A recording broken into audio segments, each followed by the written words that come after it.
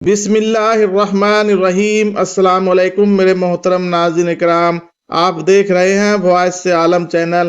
میرے محترم ناظرین اکرام، اس ویڈیو کو مکمل طریقے سے سمجھنے کے لیے اسے آخر تک ضرور دیکھیں اور ہمارے چینل کو لائک اور سبسکرائب کرنا بالکل ہی نہ بھولیں، اور پاس میں دیے گئے بیل آئیکن بٹن کو بھی دبا دیں تاکہ ہماری اگلی آنے والے ویڈیو کی نوٹیفیکیشن بآسانی آپ لوگوں تک پہنچتی رہے۔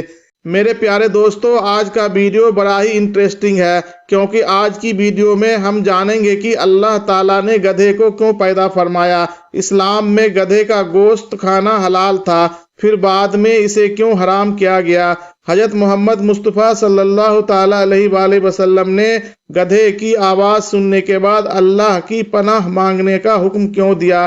ہمارے پیارے نبی حضرت محمد مصطفیٰ صلی اللہ تعالیٰ علیہ وآلہ وسلم کے پاس کتنے گدھے تھے اور ان کے نام کیا تھے اور ان کی کیا خصوصیت تھی، اور ہم آپ کو بتائیں گے کہ اللہ تعالیٰ نے ایک مردہ گدھے کو 100 سالوں کے بعد واپس کیسے زندہ کیا۔ اللہ تعالیٰ نے گدھے کا ذکر قرآن کریم میں کیوں کیا۔ پیارے دوستو، گدھے کو عربی میں حمار کہا جاتا ہے، اور اس جانور کا ذکر قرآن مجید میں 1 سے زیادہ مرتبہ موجود ہے۔ گدھا ایک ایسا جانور ہے جو 4 پیروں والے جانوروں میں گھوڑے کی نسل سے تعلق رکھتا ہے۔ پیارے دوستو، اکثر گدھے کا استعمال مزدوری کرنے کے لیے استعمال کیا جاتا ہے۔ میرے پیارے دوستو، اب سوال آتا ہے کہ اللہ تعالیٰ نے گدھے کو کیوں پیدا کیا۔ دوستو، اللہ نے انسان کو اشرف المخلوقات بنایا ہے اور انسان کے تابع ہر چیز کر دی ہے، اور اللہ تعالیٰ کی گدھے کو تخلیق فرمانے میں بھی یہی حکمت پوشیدہ ہے تاکہ انسان اس سے فائدہ حاصل کر سکے، اپنے کام کروا سکے اور اس کی سواری کر سکے۔ جیسا کہ اللہ تعالیٰ نے قرآن کریم میں یہ ارشاد فرماتا ہے کہ اسی نے تمہارے لیے چوپایا پیدا کیا، گرم لباس ہے اور بہت نفع ہے، اور بعض تمہارے کھانے میں کام آتے ہیں۔ پیارے دوستو، گدھا ایک مشہور جانور ہے جو بہت پہلے سے انسانوں کے کام میں آسانی کے لیے استعمال میں آتا ہے۔ پیارے دوستو، بات آتی ہے کہ گدھے کا گوشت کب حرام کیا گیا۔ اب حرام کیا گیا تو اس سے پہلے کیا وہ حلال تھا؟ تو اللہ کے پیارے نبی حضرت محمد مصطفیٰ صلی اللہ تعالیٰ علیہ وآلہ وسلم نے جنگ خیبر کے موقع پر پالتو گدھے کے گوشت کو حرام قرار دیا تھا۔ دوستو، حضرت جابر بن عبداللہ رضی اللہ تعالیٰ عنہ سے روایت ہے کہ رسول اللہ صلی اللہ تعالیٰ علیہ وآلہ وسلم نے گھریلو گدھے کے گوشت سے منع کر دیا اور گھوڑے کے گوشت کی اجازت دی۔ عبداللہ بن ابی اوفا رضی اللہ تعالیٰ عنہ فرماتے ہیں کہ جنگ خیبر کی راتوں میں ہم بھوک کے شکار ہو گئے۔ جب خیبر کے جنگ کا دن آیا تو ہم پالتو گدھوں پر ٹوٹ پڑے، تو جب ہماری ہانڈیوں میں گوشت ابلنے لگا تو اعلان کرنے والے نے اعلان کیا کہ یہ ہانڈیاں الٹ دو اور پالتو گدھے کے گوشت میں سے کچھ بھی نہ کھاؤ۔ ابو سالبہ رضی اللہ تعالیٰ عنہ فرماتے ہیں کہ رسول اللہ صلی اللہ تعالیٰ علیہ وآلہ وسلم نے گھریلو گدھے کا گوشت حرام فرما دیا ہے۔ پیارے دوستو، غزوہ خیبر سے پہلے گدھا حلال تھا اور اسے کھانے کی اجازت تھی، مگر غزوہ خیبر کے دن رسول اللہ صلی اللہ تعالیٰ علیہ وآلہ وسلم نے پالتو گدھے کا گوشت کھانے سے منع کر دیا۔ پیارے دوستو، گدھے کی زندگی کی بات کریں تو سائنٹیفیکلی گدھے کی جو زندگی ہوتی ہے وہ 40 سے 45 سال تک ہوتی ہے۔ دوستو، گدھے کو یہ شرف حاصل ہے کہ اس جانور کے اوپر انبیاء نے سواری کی ہے۔ اللہ کے پیغمبر حضرت موسیٰ علیہ السلام نے اس پر سواری کی، اور اللہ کے پیغمبر حضرت عیسیٰ علیہ السلام نے، اور اللہ کے پیغمبر حضرت عزیر علیہ السلام، اور امام الانبیاء حضرت محمد مصطفیٰ صلی اللہ تعالیٰ علیہ وآلہ وسلم نے بھی اس جانور پر سواری کی ہے۔ اور اب بات آتی ہے کہ اللہ کے نبی حضرت محمد مصطفیٰ صلی اللہ تعالیٰ علیہ وآلہ وسلم نے گدھے کی آواز سننے پر کیا کرنے کا حکم دیا۔ حضرت ابو ہریرہ رضی اللہ تعالیٰ عنہ فرماتے ہیں کہ اللہ کے رسول حضرت محمد مصطفیٰ صلی اللہ تعالیٰ علیہ وآلہ وسلم نے فرمایا، جب تم گدھے کی آواز سنو تو اللہ کی پناہ طلب کرو، کیونکہ گدھا شیطان کو دیکھ کر چلاتا ہے۔ میرے دوستو، ہمارے پیارے آقا صلی اللہ تعالیٰ علیہ وآلہ وسلم کے پاس ایک گدھا تھا جس کا نام یافور تھا۔ اور یہ بھی روایت ملتی ہے کہ ہمارے پیارے آقا حضور صلی اللہ تعالی علیہ وآلہ وسلم یافور کو بھیجا کرتے تھے کہ فلاں صحابی کو بلا کر لاؤ، تو یہ گدھا جاتا اور صحابی کے دروازے کو پکڑ کر کھٹکھٹاتا تھا، تو وہ صحابی یافور کو دیکھ کر سمجھ جاتے کہ اللہ کے رسول صلی اللہ تعالی علیہ وآلہ وسلم نے مجھے بلایا ہے۔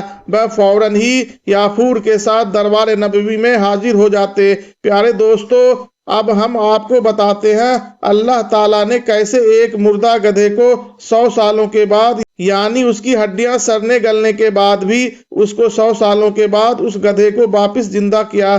پیارے دوستو، کائنات میں اللہ تعالیٰ کے قدرت کے کرشمے ہمیشہ دکھائی دیتے ہیں، جس سے اللہ تعالیٰ کی قدرت اور جلال کا پتہ چلتا ہے۔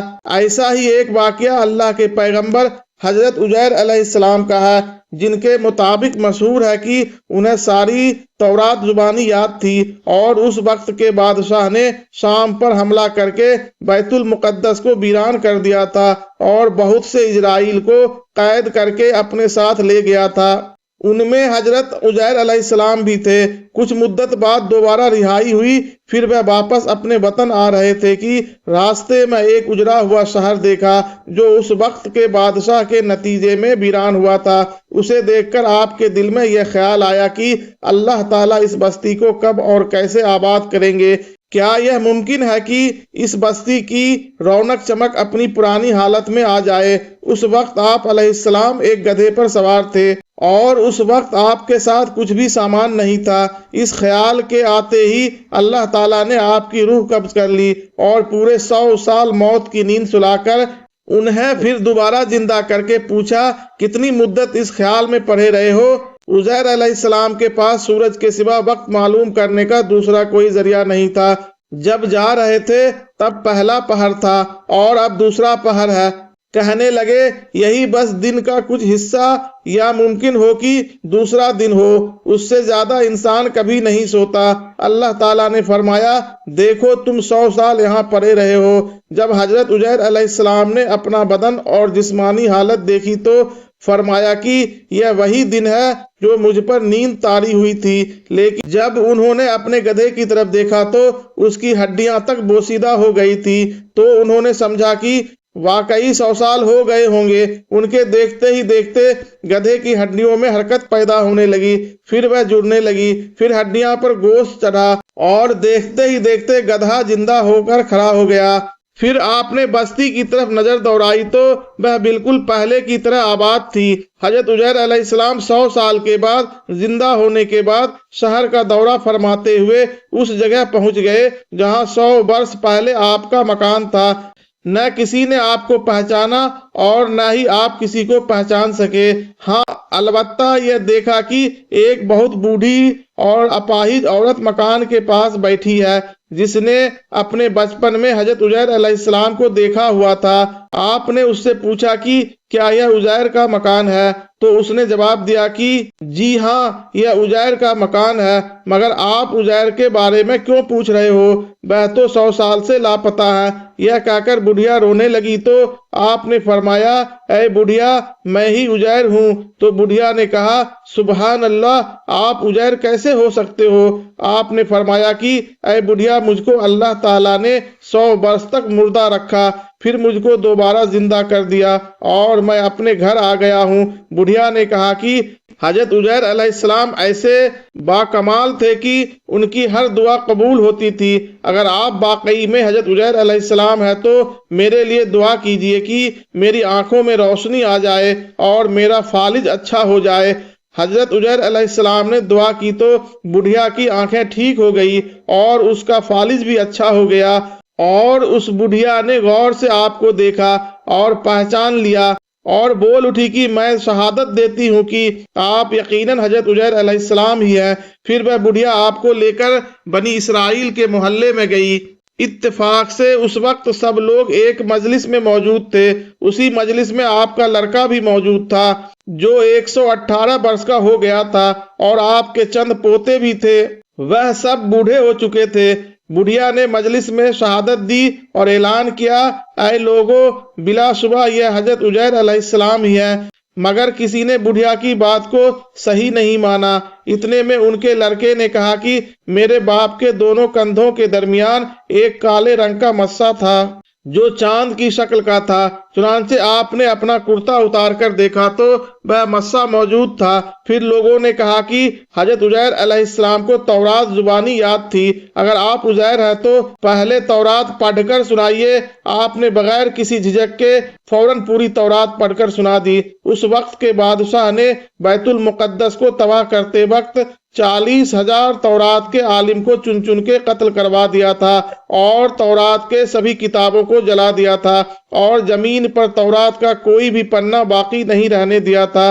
अब सवाल यह पैदा होता है कि हजरत उजैर अलैहिस्सलाम ने जो तौरात पढ़ी है वह सही है या गलत। तो एक आदमी ने कहा कि मैंने अपने बाप से सुना है कि हम लोगों को जिस तरह बादशाह ने गिरफ्तार कर लिया था, उस दिन एक वीराने में एक अंगूर की जड़ में तौरात की एक सिफा दफन कर दी गई थी। अगर तुम मेरे लोग मेरे दादा के अंगूर की जगह की निशानदेही कर दो तो मैं तौरात की एक जिल्द बरामद कर दूंगा। उस वक्त पता चल जाएगा कि हजरत उजैर अलैहिस्सलाम ने जो तौरात पढ़ी है वह सही है कि गलत है। चुनांचे लोगों ने तलाश करके और जमीन खोद के तौरात की एक जिल्द निकाल दी। वह हर्फ ब हर्फ उजैर अलैहिस्सलाम की जुबानी याद की हुई तौरात के मुताबिक ही थी। यह अजीब व गरीब और हैरत अंगेज माजरा देखकर सब लोगों ने एक साथ होकर यह कहना शुरू कर दिया कि बेशक आप उजैर अलैहिस्सलाम ही है, यकीनन यह खुदा के भेजे हुए बेटे ही है। नऊज़ बिल्लाह। चुनांचे आज तक दुनिया भर के यहूदी इस बात के यकीन पर जमे हुए हैं कि हजरत उजैर अलैहिस्सलाम खुदा के बेटे हैं। माज़ अल्लाह, यकीनन अल्लाह ताला औलाद से पाक है। हजरत उजैर अलैहिस्सलाम अल्लाह ताला के पैगंबर हैं। प्यारे दोस्तों, उम्मीद करते हैं कि आप लोगों को यह वीडियो पसंद आई होगी।